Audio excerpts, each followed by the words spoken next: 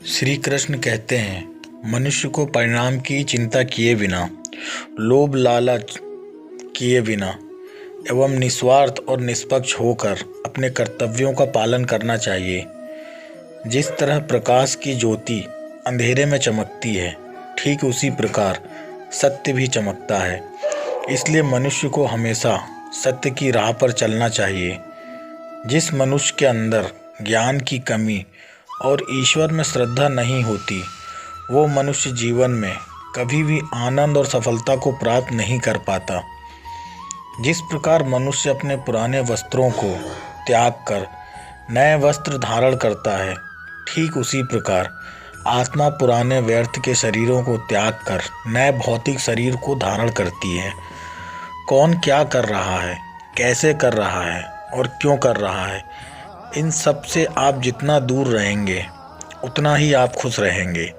समझदार व्यक्ति जब संबंध निभाना बंद कर देता है तो समझ लेना उनके आत्मसम्मान को कहीं न कहीं ठेस अवश्य पहुंची है। मोह उसी का करो जिस पर आपका अधिकार है। जिस पर आपका अधिकार ही नहीं है उसका मोह भी नहीं करना चाहिए। जो दूसरों की तकलीफ़ों को समझते हैं, जिनमें दया है, दिल से अच्छे हैं, उन्हें दोबारा जन्म लेना नहीं पड़ता। प्रबुद्ध व्यक्ति के लिए गंदगी का ढेर, पत्थर और सोना सभी समान है। विषयों के बारे में सोचते रहने से मनुष्य को उनसे आसक्ति हो जाती है। इससे उनमें कामना यानी इच्छा पैदा होती है और कामनाओं में विघ्न आने से क्रोध की उत्पत्ति होती है। कर्म वह फल है जिसे इंसान को हर हाल में काटना ही पड़ता है। इसलिए हमेशा अच्छे बीज बोएं ताकि फसल अच्छी हो। जो होने वाला है वो होकर ही रहता है और जो नहीं होने वाला है वह कभी नहीं होता। ऐसा निश्चय जिनकी बुद्धि में होता है उन्हें चिंता कभी नहीं सताती। अच्छे कर्म करने के बावजूद भी लोग केवल आपकी बुराइयां ही याद रखेंगे। इसलिए लोग क्या कहते हैं इस पर ध्यान मत दो। तुम अपना कर्म करते रहो।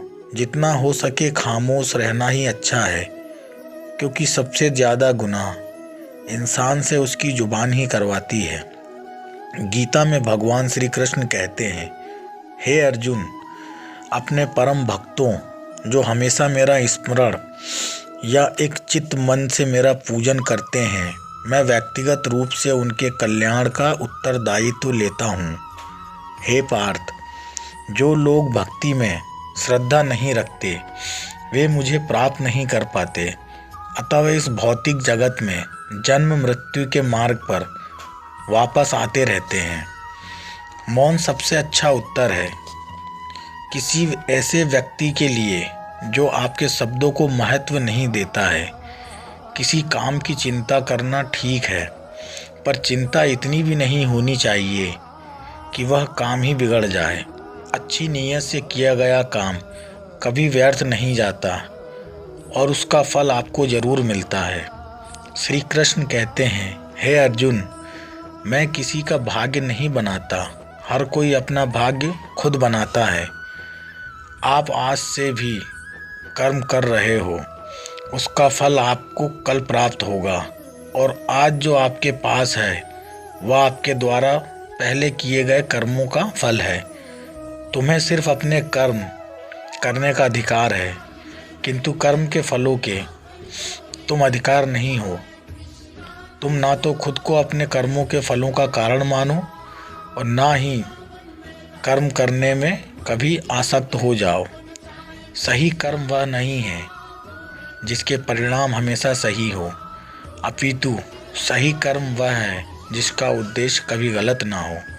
संसार में कोई भी मनुष्य सर्वगुण संपन्न नहीं होता, इसलिए कुछ कमियों को नज़रअंदाज करके रिश्ते बनाए रखिए। जब भविष्य में धुंधला पड़ने लग जाता है तब आपको अपने वर्तमान में ध्यान केंद्रित करने की आवश्यकता है। कोशिश कर, हल निकलेगा, आज नहीं तो कल निकलेगा। अर्जुन के तीर सा धस मरुस्थल से भी जल निकलेगा। जीवन की सबसे बड़ी गलती वही होती है जिस गलती से हम कुछ सीख नहीं पाते हैं। जब हमारा मन कमज़ोर होता है तो परिस्थितियाँ समस्या बन जाती हैं, और जब मन स्थिर होता है तब परिस्थितियाँ चुनौती बन जाती हैं, और जब हमारा मन मजबूत होता है तो परिस्थितियाँ अवसर बन जाती हैं। हे भारतवंशी, शरीर में रहने वाले का वध कभी भी नहीं किया जा सकता, अतः तुम्हें किसी भी जीव के लिए शोक करने की आवश्यकता नहीं है। समय यही सिखाता है कि ज़िंदगी किसी का इंतज़ार नहीं करती और ना ही किसी के लिए रुक सकती है। ज़िंदगी खेलती भी उसी के साथ है जो खिलाड़ी बेहतरीन होता है।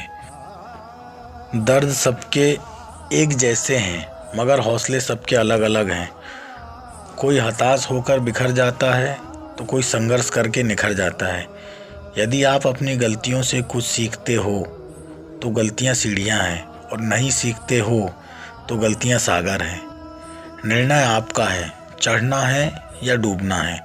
समस्या इतनी ताकतवर नहीं होती जितना कि हम उन्हें मान लेते हैं। कभी सुना है कि अंधेरे ने सुबह को होने ही नहीं दिया। गलतियां ढूंढना गलत नहीं है, बस शुरुआत खुद से होनी चाहिए। ज़रूरी नहीं हर बार आपके शब्दों को सही समझा जाए, इसलिए कभी भी चुप रहना ज़्यादा बेहतर होता है। जो जितना अधिक शांत होता है वह उतनी ही गहराई से अपनी बुद्धि का प्रयोग कर सकता है।